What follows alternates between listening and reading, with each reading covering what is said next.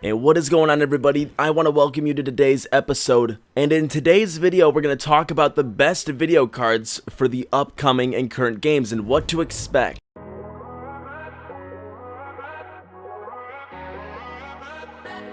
Alright, so mainly we're going to be focusing on GPUs, but I want to do a little bit of base system requirements that would be, revolving around these GPUs, because we don't want any bottlenecking in the other areas of your components that, you're going to be gaming on in your computer. So now a lot of the i5s that are out right now, some of the current ones can actually handle a lot of these upper games, but, if you're getting those high-end GPUs like a 1080 or, even higher, maybe just around the 10 series range, or even some of AMD's higher-end cards, you're going to want to kind of up your CPU as well. Now, for the majority of games, they can handle it on an i7, but if you're an editor like I am and you like doing a lot of multitasking as well as gaming, an i7 or one of AMD FX's an A350 is still pulling a lot of good work under there. So as long as you have like an i7 or something that has a lot of cores and you're an editor, you like doing streaming, just high intensive multitasking things, you're going to want a higher end CPU. Now, as it goes for price points for CPUs, they can range anywhere. Your standard i7 can range anywhere from $250 all the way up to almost $500. So I mean, it's a fair price for the performance that's going to be getting, especially coming into the next generation of modern era of gaming, as well as just the applications that you're used to with Adobe and Sony Vegas and other things that editors and graphics designers that are leaning towards getting the quality for pretty much getting the bang for their buck. So I would definitely focus on your CPU, and another thing I would focus on is your power supply. You want to make sure that you have enough power going to those higher end cards as well as the high end CPU. Now, as it goes for power supplies, they can come pretty cheap. I recommend a gold standard power supply. I currently have an 850 watt power supply, which is going to be more than enough for any of the current cards that are out right now, minus the SLI configurations or anything. We're just talking about single card based system. Alright, so now we have those two minimum system requirements out of the way. We're going to start getting into these cards now. So these are going to be the top 5 picks of cards that I recommend to people and what you can expect out of the performance. Now, these are actually going to be in order of performance. So currently the game that I'm playing in the background is Battlefield 1, and that's currently being played on a GTX 770 with 2 gigabytes of VRAM, and it's actually overclocked to, I believe, a little over 1,000 megahertz. So it's actually still holding up pretty nicely. We're getting decent frame rates. I mean, in some pretty high-end situations, frame rates can drop down to about 30 FPS, but I mean, overall, it's still pretty playable, and I'm impressed with this card, especially it's the EVGA version. So older cards, they're still holding up a little bit, but not, especially getting into newer games and, much more performance and all the different supports out there now with DirectX 12 and G-Sync. You're going to want to do an upgrade on your GPU sometime in the near future, especially if you're an avid gamer like myself. So with a lot of these newer games right now, they're definitely going to be expecting a lot more VRAM. I noticed 2 gigabytes, it still holds up okay, but you're definitely going to want to look in that area when you decide to get a GPU upgrade, is to upgrade the RAM that it supports on it. Anywhere from 4 gigabytes and up is actually going to be, a lot better than 2 gigabytes, and I noticed I actually got the 3 gigabyte version of the 1060, which currently goes for about $300. I've seen it cheap somewhere else, but I got mine at Best Buy.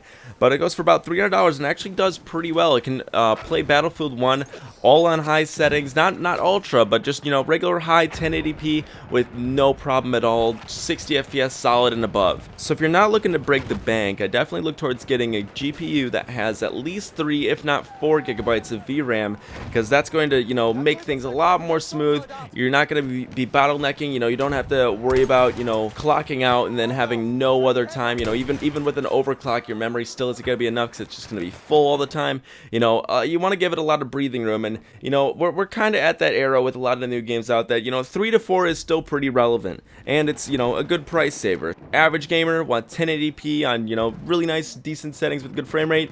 I definitely lead towards 1060, maybe even some of the 1050Is. It's also no different with the AMDs as well, with the R9 coming in there. Now the R9 is 4 gigabytes of RAM, but it's going to cost a little bit more, around I believe it was $350 on Amazon currently, but that's definitely going to give you a step up on all your games. 4 gigabytes of that RAM, as well as good overclocking capabilities.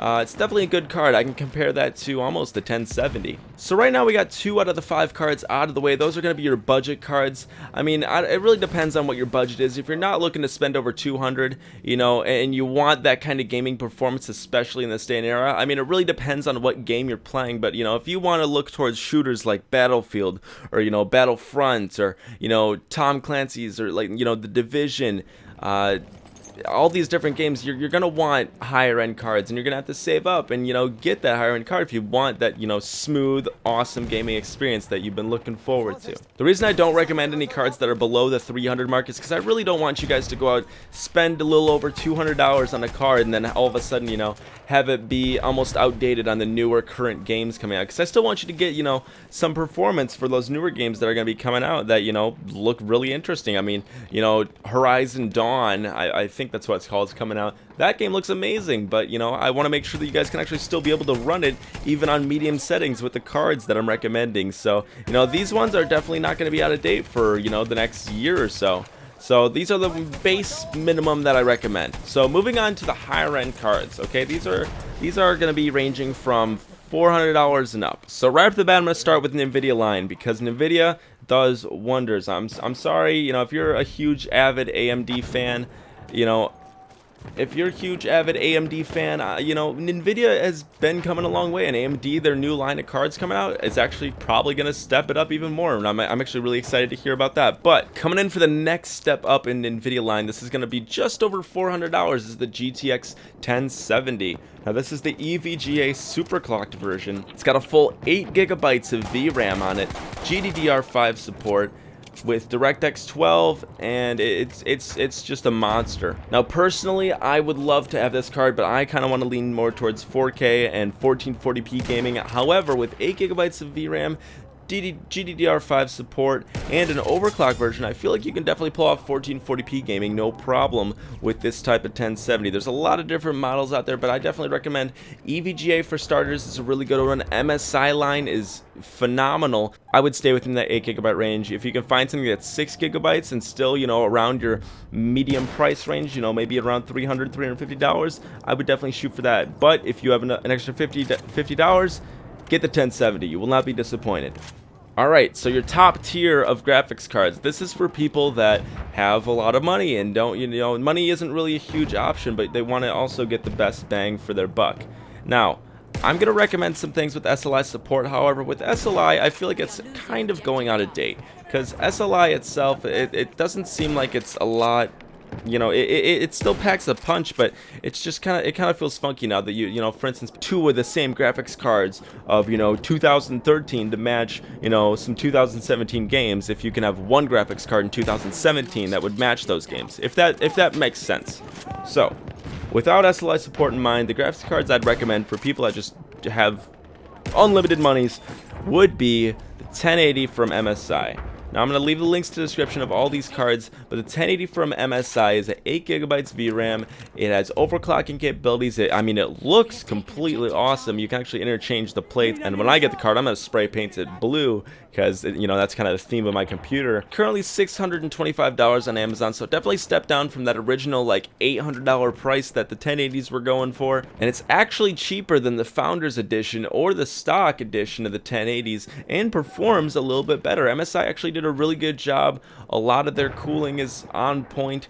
Their overclocking capabilities are phenomenal. You can almost get a little bit past 2000 megahertz on their overclock, which is just phenomenal. It supports fluid 1440p play, absolutely blows me away.